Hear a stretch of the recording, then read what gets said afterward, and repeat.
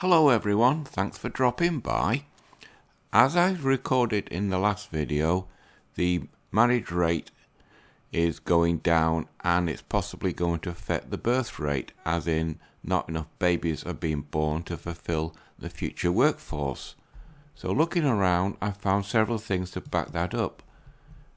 I found this site. As you can see, it's called GB's Comic Blog, and it's essentially a blog about various MGTOW topics. And as you can read, this chapter 120 says the birth rates and marriage are still declining and it won't stop. It's a bit of a rambling piece, but it's just about how the marriage rate is going down. And it says, ladies in the power is officially out, marriage and the birth rates have gone down the toilet. Feminism and all of the attempts to try and shame men back into a bad deal have also gone right out along with it, because trust and belief, more and more men have seen marriage, and in particular the destruction of the family due to divorce, and I said, nope, I'm not going to participate. Now, this is about the marriage rate. Now, also you've noticed with the rising fuel costs across the Western world, inflation has started to kick in, and in America at the moment it's at 8.5% with no sign of it stopping. Now in this blog there's also another one. This was written on April 11th, 2022. This piece was written on March 22nd, 2022, and as you can see it says hyperinflation is going to keep getting worse.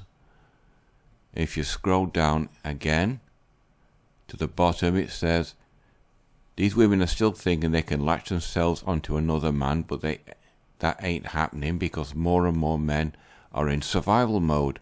I made it very clear the economy is never going to be the same again.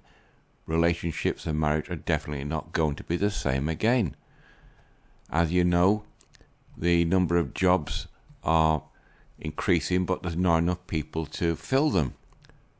Even the mainstream media in America is on that path now, as you can see on CNN Business. No end to worker shortage. America has 11.3 million jobs available in January. This was written on the 9th of March 2022. And it says American worker shortage is far from over. In January, the nation had 11.3 million jobs to fill and not enough workers to do so. Well, as the birth rate is probably going to go down, because the marriage rate is going to go down, that's going to get a damn sight worse. It says the job openings and labour turnover, just the latest economic report to witness a big revision. Then it goes on about the pandemic. Professional and business services, education and transport and warehousing counted the most available job openings.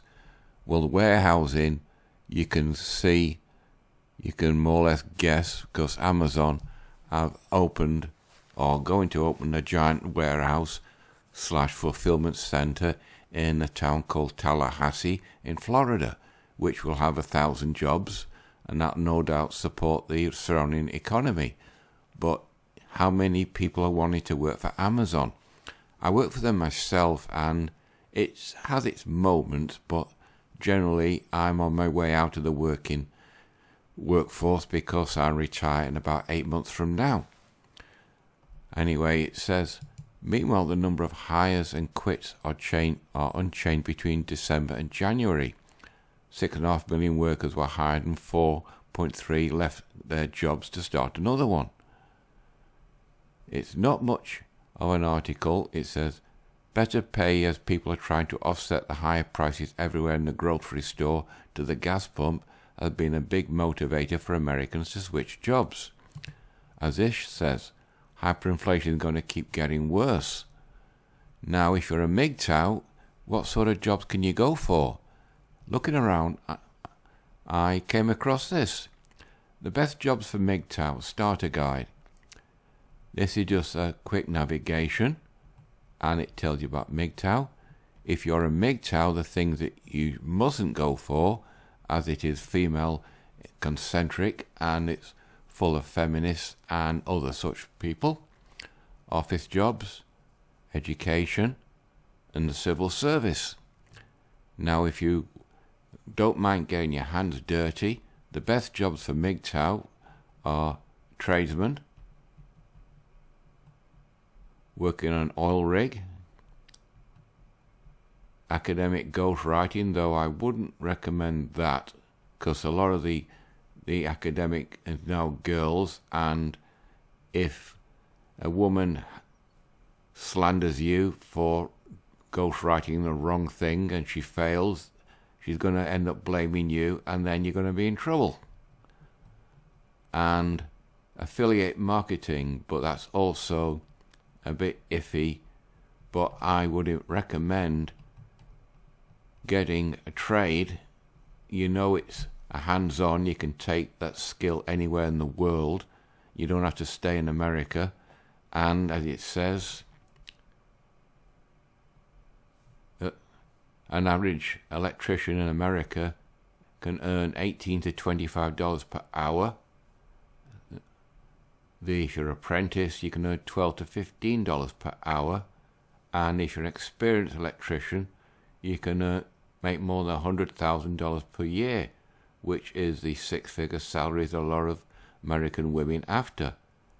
For the 360s, i.e. six-figure salary, 6 foot tall and a six-pack. But it's going to get worse, as this article says there's 11.3 million jobs available in January, and as the birth rate goes down, that could quickly turn into 50 million jobs available in America, and who's going to fill them?